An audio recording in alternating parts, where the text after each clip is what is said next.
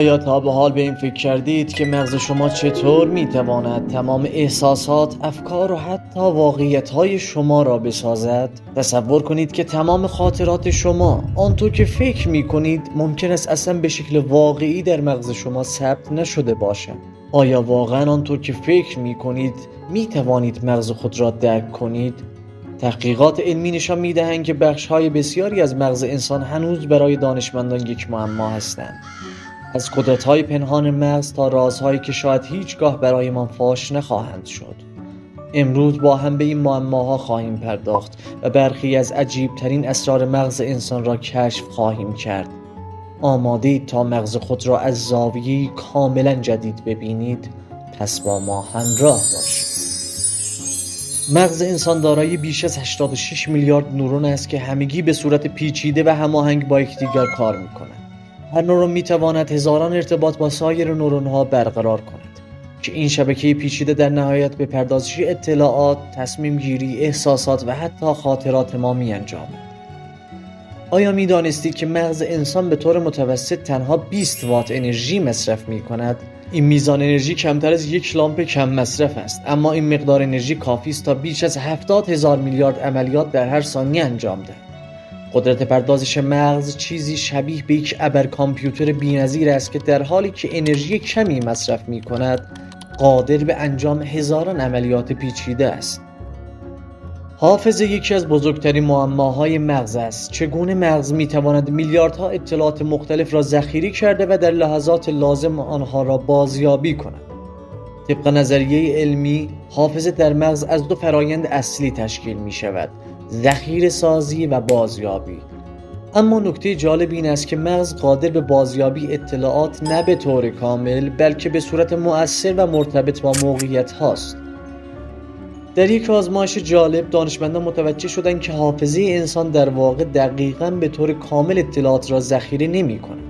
در عوض، مغز به گونه‌ای عمل می‌کند که برای کاهش فضای ذخیره سازی اطلاعات را فشرده سازی کرده و تنها بخش‌های مهم را به یاد می‌آورد. به همین دلیل ممکن است برخی از خاطرات به طور کامل فراموش شوند.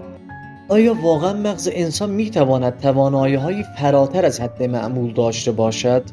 پژوهش‌ها نشان می‌دهند که برخی افراد دارای توانایی‌های استثنایی هستند که قادرند کارهایی را انجام دهند که برای اکثر مردم غیر ممکن به نظر بیاید. این پدیده‌ها شامل قدرت حافظه فوق‌العاده، مهارت‌های حل مسئله بسیار سریع و حتی توانایی‌هایی همچون دیدن اتفاقات در آینده یا شنوایی بسیار قوی است.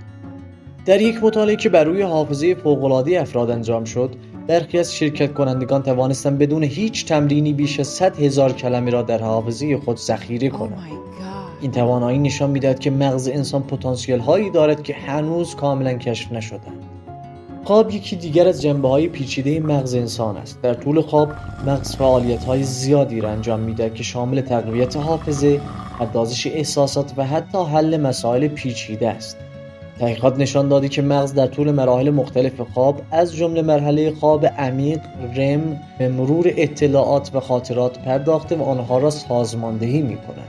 دانشمندان همچنین کشف کردند که خواب می‌تواند به مغز کمک کند تا مشکلات پیچیده را حل کند. جالب است بدانید که بسیار از اکتشافات علمی بزرگ، از جمله فرمول معروف جدول تناوبی، در خواب به ذهن مخترعان خطور کرده‌اند. آگاهی یکی از بزرگترین رازهای مغز است. چگونه مغز که تنها یک ساختار شیمیایی و الکتریکی است، میتواند احساسات، افکار و آگاهی‌های پیچیده‌ای را تولید کند. نظریه پیوستگی عصبی از دکتر روجر پنسرو پیشنهاد می‌دهد که آگاهی فراتر از مغز است و ممکن است به گونه‌ای با سیستم‌های کوانتومی در ارتباط باشند. یکی از جالبترین ویژگی‌های مغز این است که قادر به انجام خودآگاهی است. این بدین معنی است که مغز می‌تواند خودش را در زمان حال و گذشته تجزیه و تحلیل کند. در مورد آینده هم تصمیم گیری کند. برخی از محققان حتی بر این باورند که مغز ممکن است توانایی‌های مشابه به سیستم‌های کوانتومی داشته باشد، جایی که آگاهی می‌تواند از مرزهای فیزیکی فراتر رود. با وجود تمام پیشرفت‌های علمی، مغز انسان همچنان بزرگترین معمای موجود در جهان است. آیا روزی به توانایی‌های پنهان مغز دست خواهیم یافت یا خیر؟ آیا ممکن است ذهن انسان توانایی‌های ماورایی و فراتر از علم کنونی را دارا باشد؟ در حال حاضر هنوز پاسخ دقیقی برای بسیاری از پرسش‌ها وجود ندارد. اما چه کسی می‌داند؟ شاید روزی مغز ما بتواند اسرار جدیدی را فاش کند که هیچگاه تصورش را نکرد. اگر این ویدیو برای شما جالب بود و دوست دارید رازهای بیشتری را کشف کنید، حتما دکمه لایک را بزنید و کانال ما را دنبال کنید. نظرات خود را هم بنویسید. ما همیشه در جستجوی جدیدترین کشفیات علمی و رازهای شگفت‌انگیز خواهیم بود. فعلا خدا نگهدار.